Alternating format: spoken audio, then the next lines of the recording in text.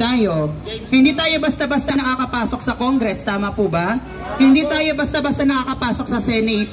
Pero sa Office of the Vice President, kahit anong uri ng tao ka, tatandaan nyo, yung Office of the Vice President, hindi po yung pag-aari ng gobyerno. Nangungupahan po sila, pero nagpapapasok po sila ng mga tao po doon at hindi po nila hinahayaan na hindi matulungan yung tao. Kahit po, yung Balik Probinsya Program, Doc, meron din po sila. Meron sila. Opo.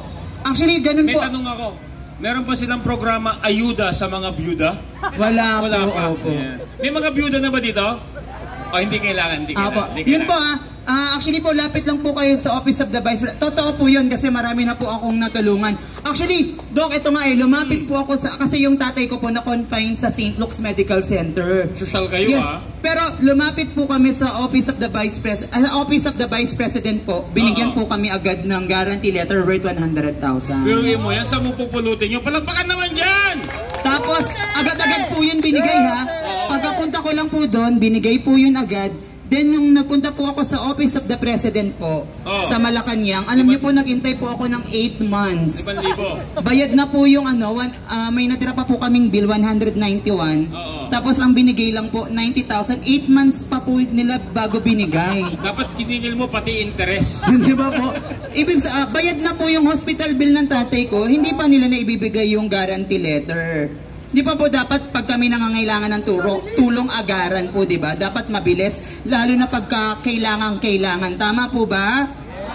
Tama po. Ayan, so, yun pa, pwede po sila, nagbibigay po sila ng guarantee letter para po sa financial medical assistance, burial assistance po. Ayan yung programa ni BP Sara Duterte na Negosyo Taday. Kung sino pong gustong magnegosyo po dyan, ayan. Meron pong programa ang ating Office of the Vice President. Hindi pinadala. Okay, sige. So, alright, Inday Sara ng Quezon City. Okay, on giving support sa kanyang sinabi, kasi hindi naman ninyo alam kung saan siya hanapin. Okay? Punta lang po kayo sa page na website ng Office of the Vice President Medical Assistance. So, meron pong link doon, magpipil up po kayo doon, and right away, sabihin nyo lang po kung ano yung kailangan nyo doon, at saka yung number ninyo, tatawagan po kayo ng mga staff ni BP Sara. Sa Mindanao, marami pong humihingi sa akin, no? Sa Davao City, everyday 50 person ang tinutulungan ng Office of the Vice President. Hindi po sila resident ng Davao City. Ibig sabihin, mula sa iba-ibang lugar ng Mindanao, pumupunta pa ng opisina sa May Bahada upang humingi ng tulong. Meron akong katutubo na humingi ng tulong sa akin. Yung kanyang hospital bill, dahil mahirap siya, 80,000 ang ibinigay ng Office of the Vice President. Nang lumabas siya ng hospital, is only 1 peso ang bill na naiwan. Alright. Okay, palakpakan po natin, Doc. Yes. At mga kasama, no, sa ating pagtatansya, currently, ang mga kasabi po natin, ang mga kasama nating nandito, pumapalo na po tayo ng nasa 700 people. Palakpakan po natin. Palakpakan naman natin yan. Mas madaming bilang po yan kaysa kagabi. At dahil tayo po ay dadaluhan ngayon ng mga iba't ibang bisita, no, parating po si Miss Cathy Binag. Kilala nyo ba? Sino hindi nakakilala kay Miss Cathy Binag? Wala, di ba? Alam nyo ba si Cathy Binag tsaka ako magkaibigan? Yeah. Okay. Parang gusto mo rin mag-dismiss, Okay. Ito ba, Doc? Bago lahat, Doc. Pasalamatan muna natin. Pasalamatan na po natin. Sige, Doc. Sino na sa inyo dito nauuhaw? Hindi lang nauuhaw, Doc. Dahil sa dami, pwede kayong maligo. Yan. Meron po tayong natanggap na 720 bottles ng mineral water. Po natin. Mula po kay Selena Panorama. Galing kay Gemma Uy at kay Banat Bay. Palakpakan po natin once again si Kuya Byron. Nandiyan pa ba, Kuya Byron? Nagsalita na, nag-donate pa. Lahat po, hindi po namin inobliga. Kaya, Doc. Na magbigay. Kaya, Doc, lahat na magsasalita, dapat abot. Jokes lang po yun, jokes lang. Saan nyo ilagay? Ilagay nyo sa harap para makikita namin kung sino mga kumukuha. Sa lahat po ng mga nauuhaw, nandito po yung tubig sa harap, 20-20 lang. Ay, jokes. Dok Sandok. Hindi, para kumita tayo. Okay. Sino bang nakakilala dito kay Ma'am Sandra Cam? Sila po ang nagpadala din sa amin kasama si sana si Waray. Waray Laban.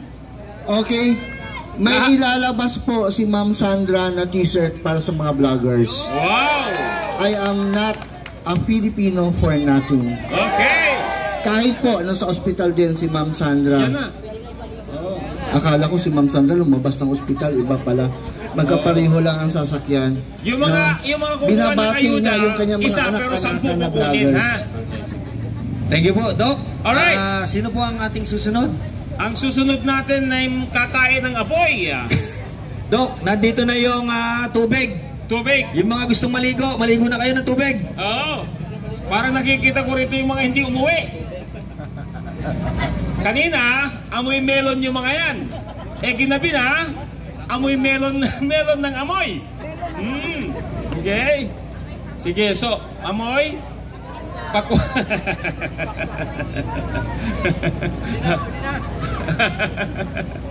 Alright. Si Atong Nibit, nasaan siya? Sige. Okay, mga kababayang may isog. Maisog, Oh. handa na ba kayo? Handa na ba kayo sa una nating bisita ngayong gabi? Yes! Siya po ang nag-iisa Yes! na aspirante ng Bayang Maisog Okay! na ang partido ay Mamamayang Pilipino Yes! na maisog na nagsabi na dapat ibalik ang parusang bitay sa mga mandarambong. Payag tayo! Na dapat ibalik ang parusang bitay sa mga drug lords na kriminal. Payag tayo! Na dapat labanan ang korupsyon. Payag tayo! Ngayong gabi mga kaibigan, fresh from Kuwait, ating pambigyan ng parangal pagkilala at palakpakan, Attorney Vic Rodriguez! Yes! Yan po! Si Atty. Vic, nakikita ko lang dati yan doon sa building ng Yes. HQ. At saka Doc, alam mo ba, si Atty. Vic Rodriguez, Sobrang sipag!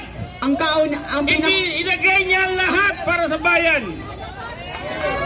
Kaya ito po, Attorney, pag-introduce mo, kapitbahay mo pala si Attorney. Ayun po, Attorney, magandang actually lalaki po, kayo. si Cap Vic po, si Atty. Vic po, ang noon po, anong panahon niya, siya po ang pinakabatang barangay kapitan sa buong Quezon City. Ayan po, sa barangay secretary, kaya proud po ako na magkabarangay po kami ni Atty. Vic. Kaya palakpakan po natin ang susunod na senador ng Republika ng Pilipinas, Atty. Vic Rodriguez. Magandang gabi ho sa inyong lahat. Ako ho ay tumungo rito mula sa airport. Galing po ako ng Kuwait. At hinarap po natin doon yung ating mga kababayang overseas Filipino workers at migrants. At linunsad po natin formal ang hakbang ng Maisog International Kuwait Chapter. Nagkaroon po kami ng consultation.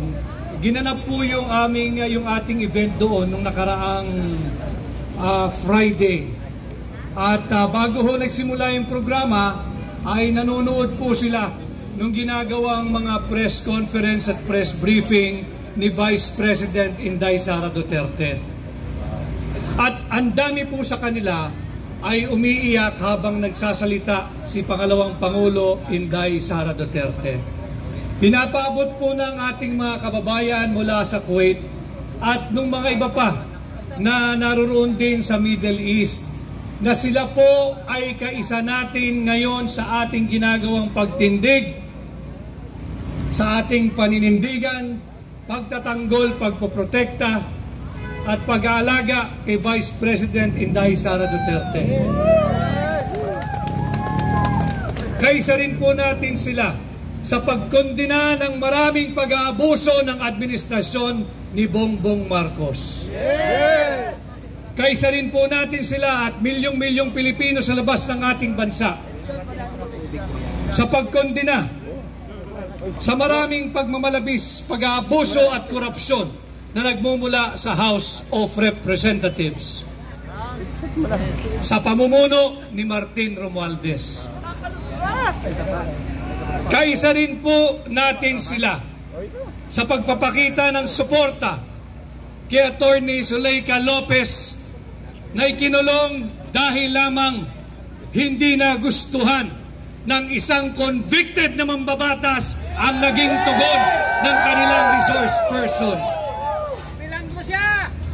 Dito lamang sa nagaganap na 19th Congress na mga pagdinig, makakakita ka kapag ka hindi nila gusto ang sagot ng kanilang bisita sapagkat inimbitahan nila, mauuwi sa kulungan yung taong inanyayahan, inimbita at kanilang tinaguriang resource person. Wala ng katarungan, wala ng paggalang, wala ng respeto sa ating saligang batas. Huwag po tayong papayag. Alam mo ninyo, nakakalungkot na yung isang convicted na mambabatas ang merong lakas ng loob magpakulong sa isang resource person. Nakalimutan na ho ng Kongreso, ang daming pulis dito. Nakalimutan na ho ng Kongreso na hindi nila trabaho gumawa ng isang criminal investigation. Hindi sila law enforcement body. Hindi sila tulad ng PNP. Hindi sila katulad ng Station Investigation Division. At lalong hindi sila katulad ng National Bureau of Investigation. Ang trabaho ng mambabatas ay gumawa ng batas, hindi maghanap ng butas sa tugon ng kanilang mga inimbitahan. Nakalimutan na rin ng mga mambabatas na bukod sa sila ay hindi mga alagad ng batas, hindi rin po sila mga piskal. Hindi po sila prosecutor's office. Hindi po sila bahagi ng National Prosecution Service ng Department of Justice na merong karapatan at kakayahan at expertise magsagawa ng imbestiga upang malaman kung sino ang dapat kasuhan at kung ano ang kasong kriminal na dapat isampa sa korte. Hindi po trabaho ng mga mambabatas mag-astang mga piskal. At higit sa lahat, nakalimutan po ng mga mambabatas, lalo na yung convicted na mambabatas.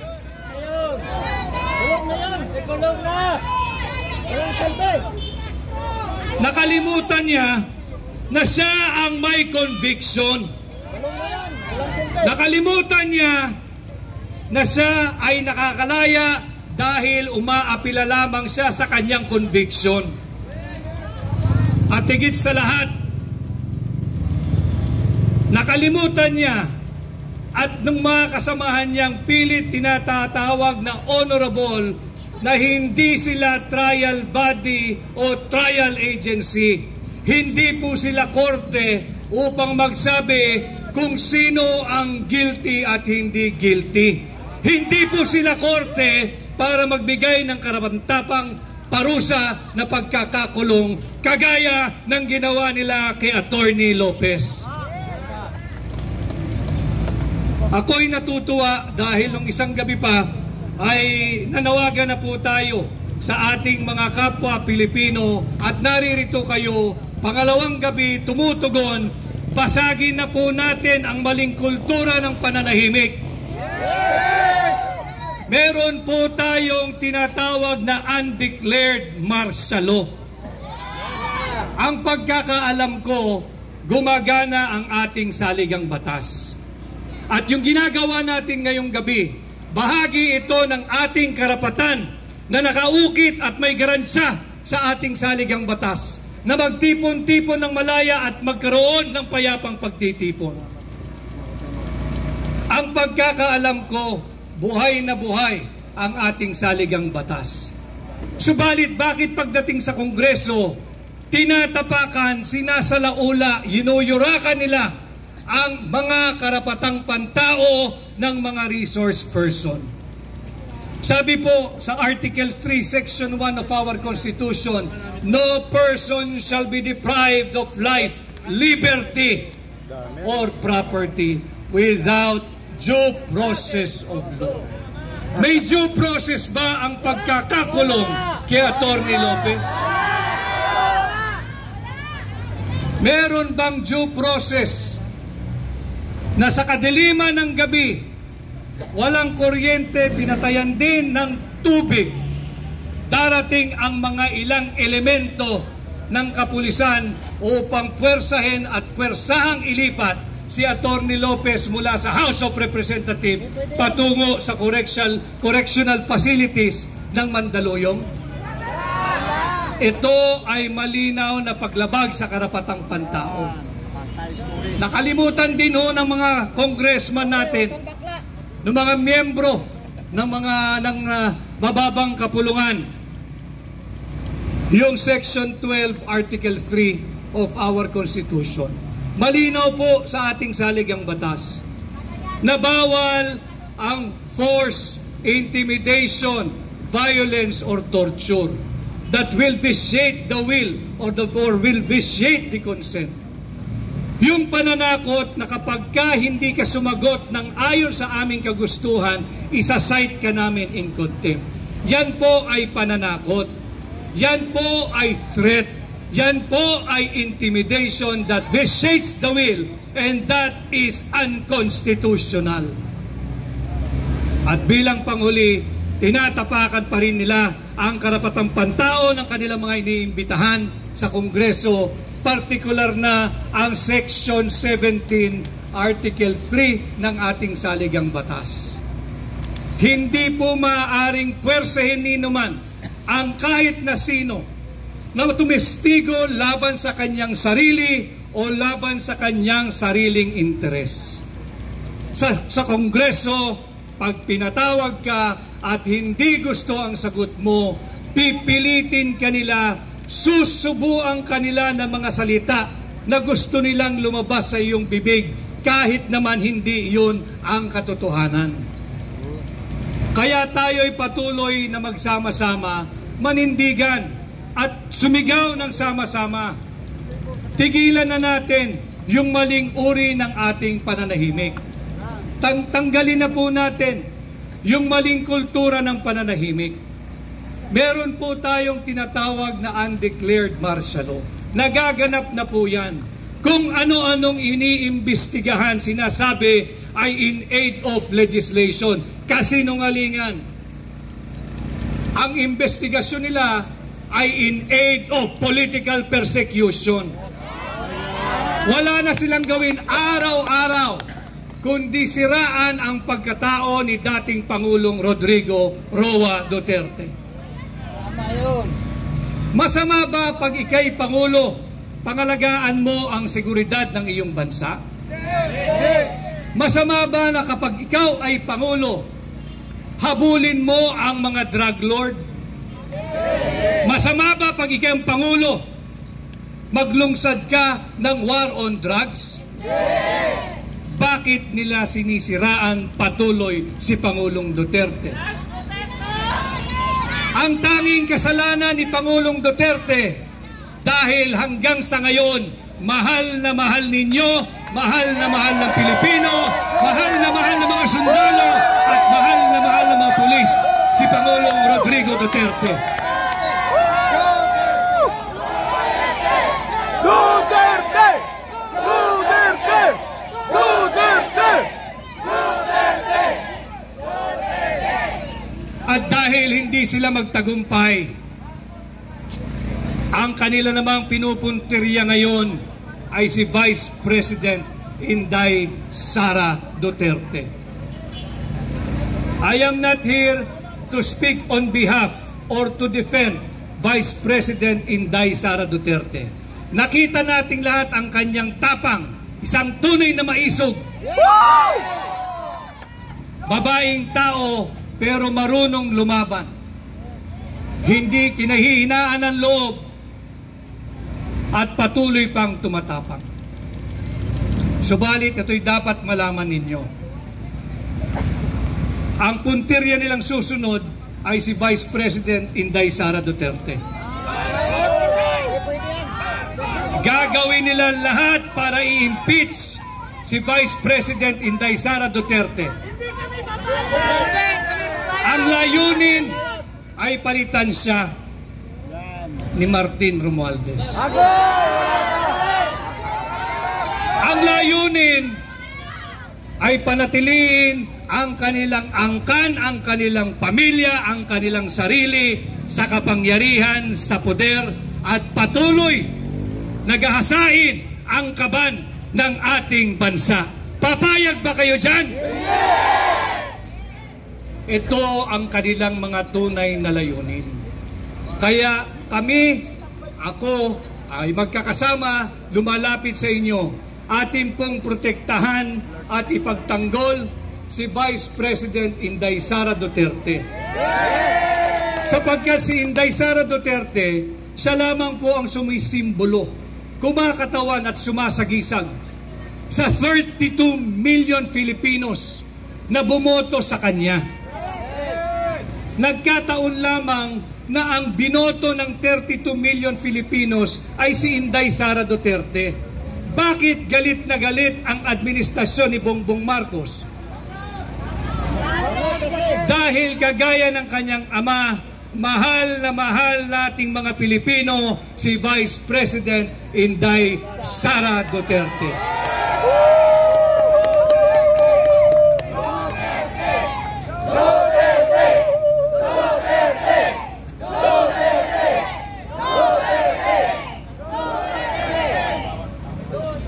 Kinakailangan nalalaman ho ninyo, pasalamat ako, napakaraming vloggers dito. Alam ho ninyo, yung anyo nung mass gathering o pagtitipo na ganito, nagbabago din.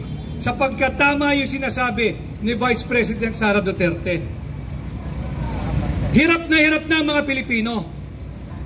Imbis na ang gawin nila ay magpasa ng batas, nagagamot, natutugon sa kagutuman, sa kahirapan at kawalan ng trabaho at kawalan ng pag-asa ng maraming Pilipino, ang ginagawa nila lahat ay political persecution laban kay Pangulong Duterte, kay Vice President Inday Sara Duterte, kay Pulong Duterte at kay Baste Duterte.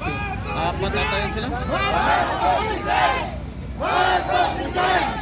Marcos resign! Bakit ba sila inggit na inggit at mahal na mahal ng Pilipino ang pamilya Duterte? Simple lang naman ang dapat nilang maging katugunan. Magtrabaho din kayo ng katumbas o higit pa sa trabaho at pagmamahal ni Pangulong Duterte na ipinakita at ipinamalas sa bansang Pilipinas at sa mga Pilipino. Tama! Duterte! Duterte! Duterte! Duterte! Malaman din po ninyo na ang isa sa mga plano rin nila, yung pamimigay ng ayuda, pera po nyo yan. Pag kayo'y binigyan ng ayuda, kunin ninyo. Ako na ang nakikiusap, nagmamakaawa, kunin ninyo. Pera nyo yan. Hindi yan pera ni Bongbong Marcos. Hindi nyo pera yan! Hindi yan pera ni Martin Romualdez. Dalawang bagay ang pinagkukuhaan ng ayuda, o AYIX o AKAP. Hindi po yan pera ng mga politiko. Yan po ay galing sa mga buwis na ibinayad. At dahil hindi sapat yung mga buwis na ibinayad, nangungutang po ang pambansang pamahalaan, na ang magbabayad po ay manggagaling sa buwis na ibabayad ng mamamayang Pilipino. Pera nyo po yan. Tanggapin po nyo yan. Pero pag sa pagtanggap ninyo, huwag nyo pong isuko ang inyong pagkatao, ang inyong dignidad, ang inyong self-respect, at ang inyong boto. Kunin ninyo ang perang yan, sundin ninyo ang nasa sa loob ninyo, sundin ninyo ang nasa puso ninyo. Importanteng nalalaman ho ninyo ito dahil mahirap naman na tayo'y nagsasalita lamang upang paigtingin ang inyong galit. Hindi po. Ito po yung mga bagay na dapat nalalaman ninyo. Karapatan po ninyong malaman ito dahil hindi na tayo lumalabas sa tinatawag nating traditional media. Kaya palakpakan natin ang lahat ng social media vloggers na naririto ngayong gabi. Sila po ang tinatawag nating new media. Sila po ang nagdadala ng totoo at tunay at makabuluhang balita sa mga tahanan, sasakyan, lugar ng trabaho, opisina, at maging sa ibang panig ng mundo. Gising na ho yung ating mga kababayan sa ibang panig ng mundo, sa US, sa Kuwait, dyan sa Middle East. Sila po ay nakamatsyag sa inyo, nanonood kabahagi ng ating ginagawa ngayon. Makikita po nyo yan sa inyong mga views. Hindi naman ho pare-pareho ang channel ninyo, pero makikita ninyo, padami ng padami ang nagpapakita ng hindi pagsang-ayon sa ginagawa ng administrasyong ito. Kaya wag ho kayong mapapagod, nagsisimula pa lamang po tayo, pinaglalaban lamang po natin dito yung sinisigaw ng hakbang ng maisog, nananawagan for transparency, accountability, peace and security. Ating panagutin ang mga magnanakaw diyan sa Senado at sa Kongreso. Nabanggit po kanina ni Placido na ako po ay isang kandidatong para senador ng hakbang ng maisog. Hindi na po muna panahon yan. Nais ko lang pong banggitin ang pangunahin sa aking nais gawin. Yan yung war on corruption. Subalit, yung war on corruption, hindi po yan motherhood statement. Kung tayo'y tutulungan ninyo, sisikapin kong maibalik ang death penalty. Death penalty, subalit sa 2 kaso lamang. 2 kriminal na kaso lamang. Unang-una sa kasong plunder. Para matigil na yung patuloy na pagnanakaw ng mga mambabatas. Subalit, paano ho natin gagawin yan? Ang plunder ho kasi, bago ka makasuhan, bago ka makonvict, kinakailangan na kapag nakaw ka ng 50 million pesos. Pag tayo po ay pinalat, ibababa po natin yung halaga ng plunder from 50 million to 5 million pesos. Mabuhay bansang maisog! At kapag napatunayan ang mga tiwaling taong gobyerno na nagnakaw ng 5 milyong piso, bitay ang kanilang kaparusahan. At kasabay ng war on corruption laban sa mga magnanakaw sa gobyerno, ibabalik din po natin ang kaparusahang bitay sa lahat ng mga taong gobyerno, politiko, pulis, sundalo, NBI, kawani ng pamahalaan, national o lokal, nakasabwat, protektor, patong, facilitator ng ipinagbabawal na gamot. Marami ho ang nagsasabi sa akin, Attorney Vic, mahihirapan ka dyan. Kako, bakit? Sino ang kokontra sa panukalang ibalik ang death penalty sa kasong plunder? At sino ang kokontra sa panukala na pababain ang halaga ng plunder mula 50 million to 5 million? Yung mga magnanakaw lang. Kaya alam na ninyo, pag merong kumontra, nakakatiyak kayo, magnanakaw yan. Pag merong kumontra, nakakatiyak kayo, may planong magnakaw yan. At pag merong kumontra, nakakatiyak kayo, hindi siya masayang magnakaw ng 5 milyon lang. Kaya gusto niya 50 million pesos pa rin. Subalit yung perang ninanakaw na yan, ang biktima po niyan ay hindi lamang isang tao, kundi tayong lahat ng mga Pilipino. Imbis na maitaas sana ang sahod pa ng mga sundalo at pulis at bumbero, napupunta sa bulsa ng mga tiwaling politiko na kung makapag-utos sa ating mga pulis, akala mo tau-tauhan at ari-arian nila ang mga miyembro ng PNP at ng AFP.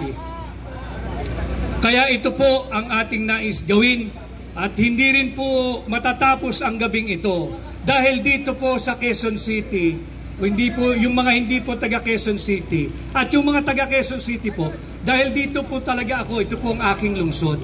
May kaibigan ho ako nung araw pa, matikas na barangay captain. Ang tawag po dito nung araw sa Quezon City, si Mini Tatay Digong. Kasama ko po ito nung araw pa. Astig din po ito. At nagsalita na po yung kagabi. At kagabi pa ho, kahit ako'y nasa Kuwait, kahapon pa ng umaga, nag-ugnayan na po kami dito sa ating ginagawang pagkilos. Palakpakan po natin ang kalaban ng droga at korupsyon, si Konsehal Tatay Rani Ludovica. Yan po ang kinikilala dito na Mini Tatay Digong. At alam din ho niya ang epekto ng droga dahil doon sa kanyang barangay nung araw sa Batasan Hills, talamak po ang droga doon. At sinasabi rin ng mga tao doon, barangay officials, si Konsehal Rani, at pati yung mga kapulisan, nang dumating ang administrasyon ni Pangulong Rodrigo Duterte, naubos, nagtakbuhan, nawala at tumigil ang kalakal ng droga.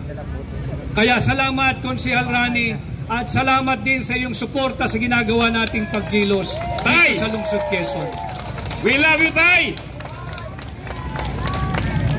At ganon din ho sa ating mga kasamang kapulisan dito, ating mga police officers, hindi po ninyo kami kalaban. Kami po ay kasama ninyo.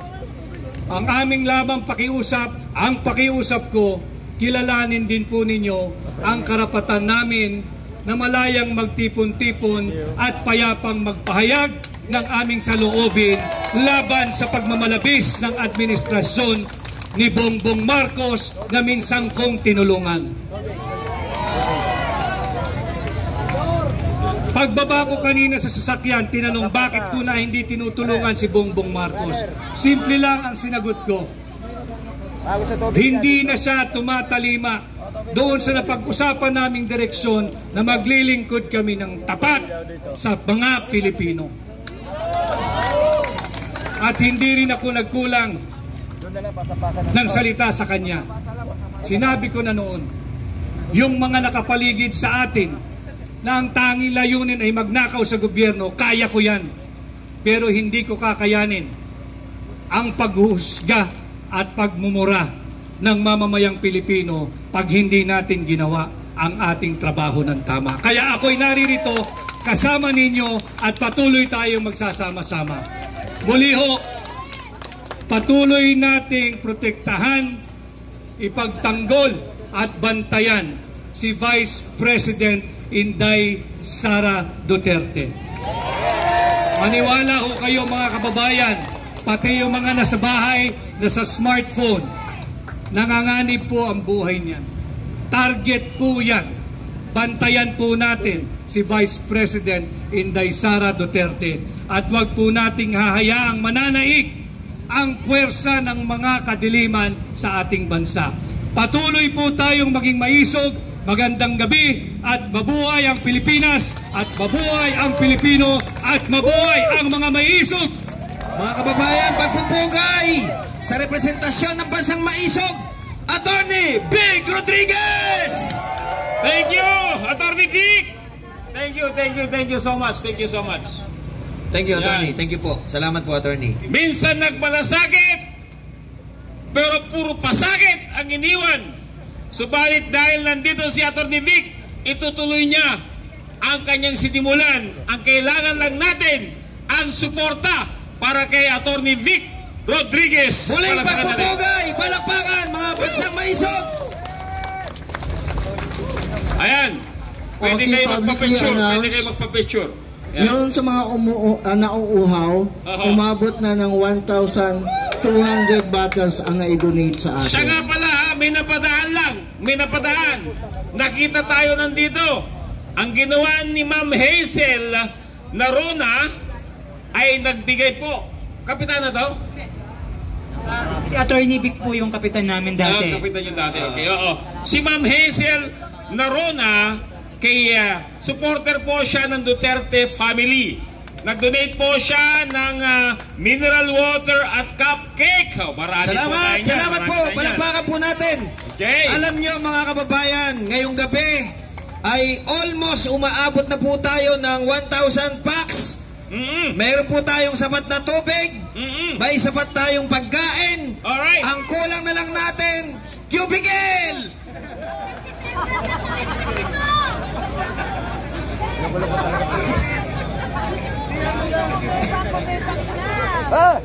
Marami pa po tayong